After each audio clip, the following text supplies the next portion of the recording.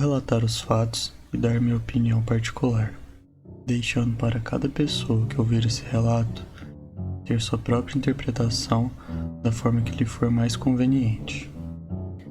Na época, meu pai possuía uma chácara em Amador Bueno, distante aproximadamente 45 quilômetros do centro de São Paulo, em direção a São Roque.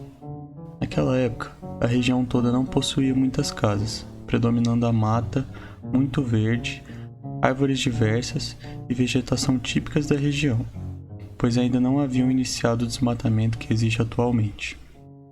Na chácara do meu pai existiam duas casas, sendo uma para o caseiro e a sua família, e a outra para ficarmos quando passávamos o final de semana lá de vez em quando.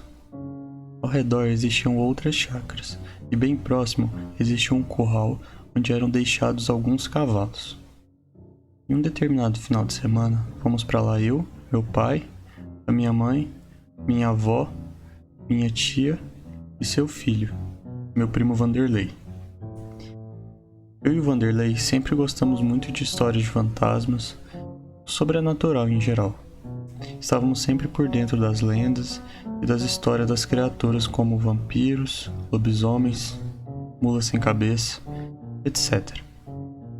Nós brincávamos muito sobre isso, e sempre que um dormia na casa do outro, era uma época muito divertida, pois nós líamos e assistíamos filmes sobre essas criaturas. Naquele final de semana, especificamente no sábado, passamos o dia inteiro brincando na chácara, e quando chegou a noite, fomos tomar um banho, jantar e mais tarde ficamos conversando na sala, que ficava na parte frontal da casa. As outras pessoas estavam na cozinha, que ficava no final de um corredor, ao outro lado da casa. Era mais ou menos umas 10 horas da noite, quando começamos a ouvir um assobio vindo do outro lado da casa, um pouco distante. Ficamos prestando atenção e acompanhando aquele barulho, e quando percebemos, aquele assobio estava ficando cada vez mais próximo, cada vez mais perto da casa. Então nós comentamos um com o outro, em um tom de gozação, se aquilo poderia ser um saci, coisa que nós não acreditávamos muito que existisse, pois conhecíamos muito bem as outras criaturas e o saci sempre pareceu fantástico demais pra gente. Então, em um determinado momento, o assobio chegou tão perto que parecia vir do outro lado da porta, de fora da sala, bem na varanda. Eu e o Vanderlei começamos a ficar realmente assustados com aquele som. Com muito medo, fomos dar uma olhada pela janela. Estava muito escuro do lado de fora, e por esse motivo não conseguimos ver nada.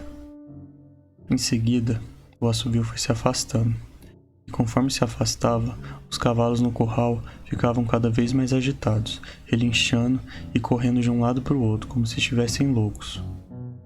Depois, ouvimos mais alguns barulhos, como se fosse alguma coisa correndo, pulando e batendo nas madeiras do lado de fora.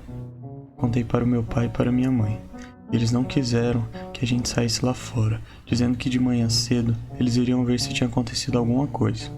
Então fomos dormir, ainda morrendo de medo daqueles barulhos e de tudo que havia acontecido alguns minutos atrás.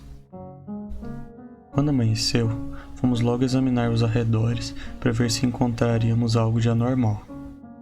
Foi quando, por espanto, vimos no curral todos os cavalos com suas crinas amarradas com pequeninos nós. Também aconteceu o mesmo com seus rabos. Não havia um cavalo sequer que tivesse ficado com suas crinas e rabos sem nós. Como diz a lenda do Saci, ele gosta muito de brincar com os cavalos, e quando ele aparece, monta nos cavalos e dá nó em suas crinas e rabos. Então eu pergunto para quem é cético e não acredita em nada. Se não foi o Saci, por mais incrível que pareça, então o que foi aquilo?